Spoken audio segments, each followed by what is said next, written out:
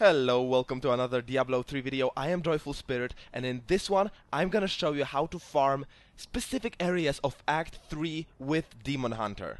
Now, I'm gonna start at the Siegebreaker quest with the Kill the Siegebreaker waypoint. I'm gonna start there, and I'm just gonna say it. I'm just gonna say it at the very beginning. My Demon Hunter is barely qualified for farming Act 3.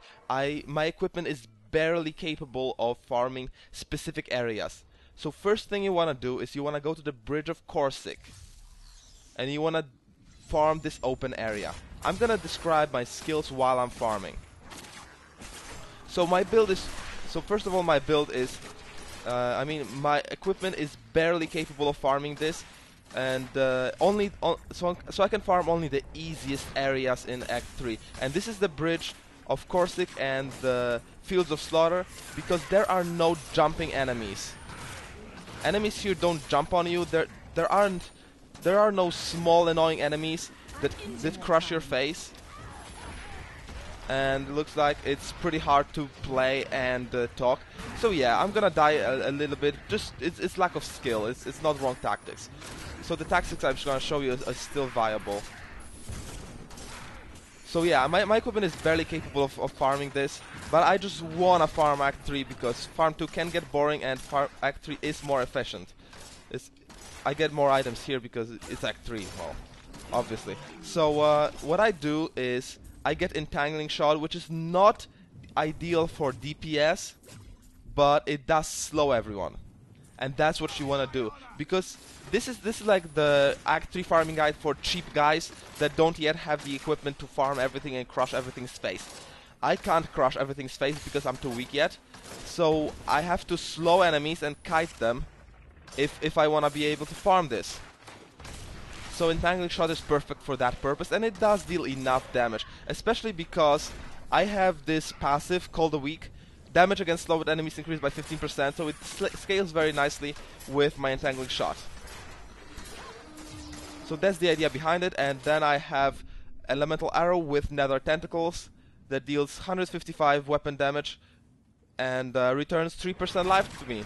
So the idea is mostly survivability. There are other damaging abilities that just have the more damage and are better than Nether Tentacles, but Nether Tentacles do regenerate my life in a very nice way. So this is not the most DPS focused and efficient way of farming, but it is a safe way of farming that will get you through Act 3 if your equipment is barely capable of farming it. Then I have my Bat Companion just for hatred generation. If I ever run out of hatred by spamming Nether Tentacles, my bat is here to support me by regenerating, I believe, 3 hatred per second. So that's my Bat Companion. He's gonna last 25 seconds, and then I'm gonna have to refresh him. So I'm gonna look around these fields. Yeah, find some good, nice elites. Slow them down, kill them up. Slow them down and kill them up.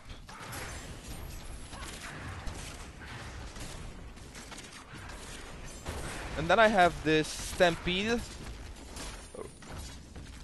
which knocks enemies back. Very useful for kiting.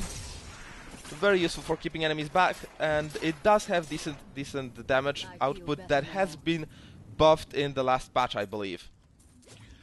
So it's Reign of Vengeance with the Stampede rune, to be specific.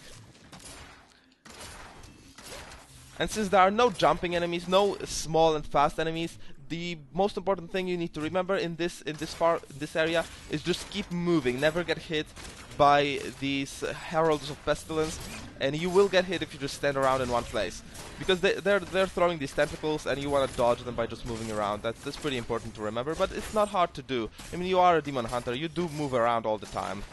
If you don't, you're doing something wrong. That's all there is to it.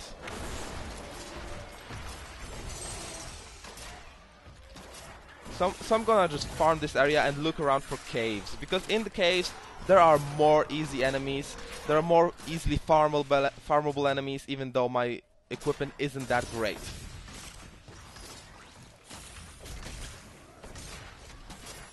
And if you're wondering what kind of equipment isn't too great,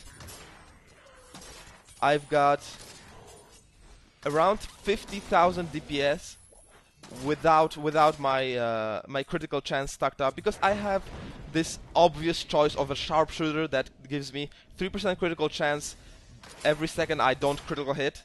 So it stacks up my critical hit chance to 100% in a few seconds. So my DPS without any stacks is, when I check it, 49k. And then my resistances are at about 67% reduction. I did pay a couple of millions for every of my items. I can't afford any more. Sorry. Not yet there. Didn't farm enough. Just a couple of millions for every item. Maybe a million for every item.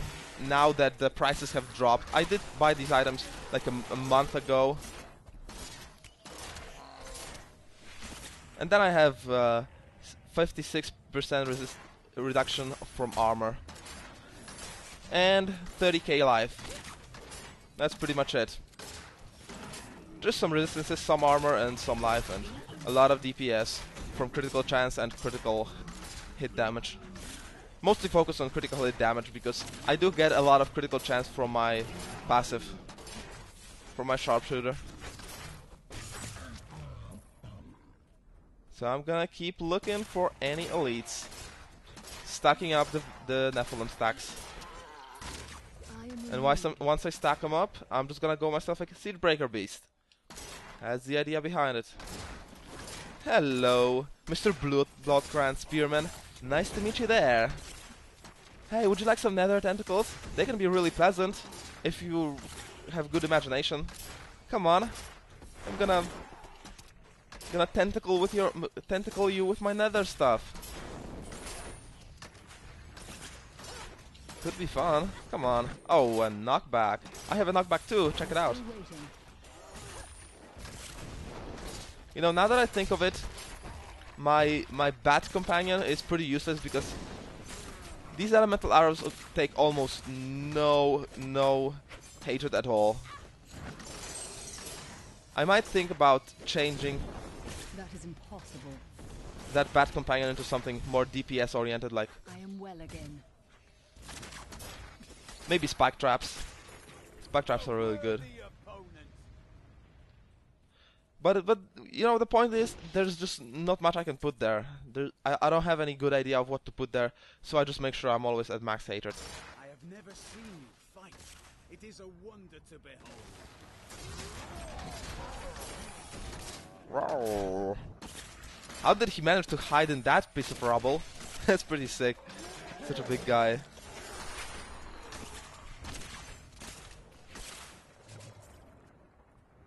Oh, and by the way, I run with the chain gang rune that slows 4 enemies instead of 2. Just want to make sure everything doesn't move too much. If you're feeling safe, you can get the lightning chase rune that is more DPS oriented. Don't see a reason why not. If you're surviving, might as well deal more damage. So as you can see, I have killed 2 elites, and it wasn't too dangerous for me. That would not be wise. I only died once because I talked and played and wasn't used to it yet.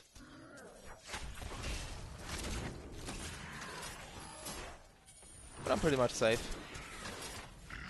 Oh, I know what I'm gonna do. I'm gonna change this bat companion into the vault rune, the one that lets you somersault around the area, more mobility. It would allow me to dodge Heralds of Pestilence better, and I do have max hatred, so I did miscalculate this build. Yeah, change this bat companion into okay, I can't show you now. Change bat companion into vault with tumble. I'm gonna just screw my Nephilim stacks because I do care about the video more than my lousy treasure. I'm gonna get treasure later, seriously. So there should be always one cave in this area. Those ice caves. And I'm gonna go find it and farm it. Okay, it looks like I already found it on my minimap.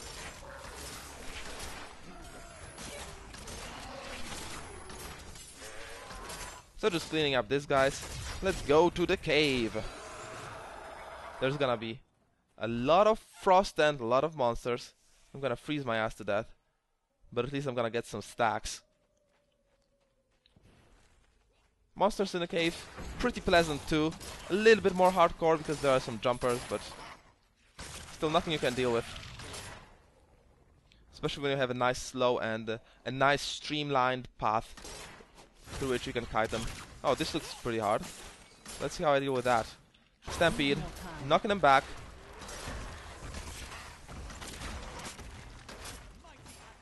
Knocking him back. Yeah, this did buy me enough time. Now one guy was weak, and once one guy dies, everything just gets so much easier, especially with the fire chains. I'm injured. Oh wow, that's a lot of damage. Just for the record, it is a lot of damage. Not Oh wow, that is a lot of damage. I pressed my smoke screen just a little bit too late, and this is kind of the worst case scenario. The burrower right in the beginning of the game where you don't have that much distance to kite him yet. But I did misuse my skill. I didn't use preparation even though I had it. More disciplined. I had it and I didn't use it. That's the recipe for failure. Oh come on, he's so fast. Seriously. So that was painful. But I am kinda under geared. I'm barely geared for this. And this was the worst case scenario. You don't get much worse than burrowers right in the beginning of the cave.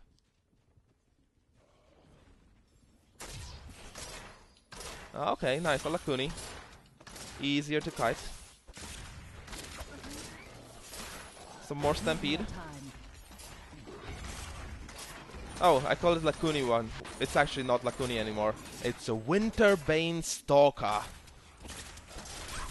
Whoa, with a vortex. So every time he hits the vortex, you just want a smoke screen. Pretty obvious. And every time you don't have discipline for the smoke screen, just use preparation. I've got the Battle Scars rune because I just like healing. I need healing. That's all there is to it. A viable option would be to get... let's see. Where's my preparation? Oh, I can't show you the viable option now. Because it's on the cooldown. Oh, so yeah, my vault is ready now. How convenient. Now I can dodge even better. Yeah, I don't know what I was thinking with that bat. I thought elemental arrows take way more hatred than they actually do. Oh, I misclicked. Oh, never mind. I used my preparation again, so I can show you another viable option.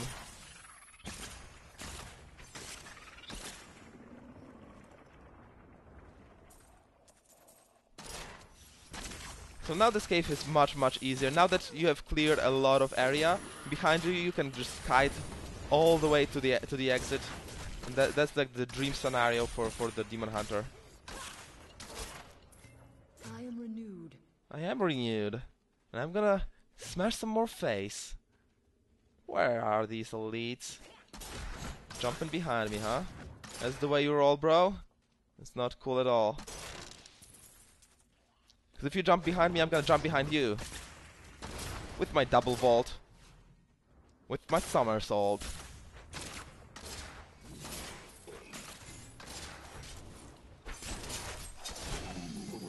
Alright. I'm starting to feel really safe.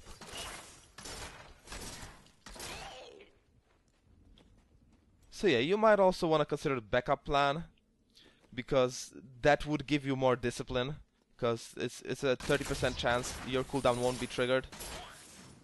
If you don't need the healing, go for a backup plan.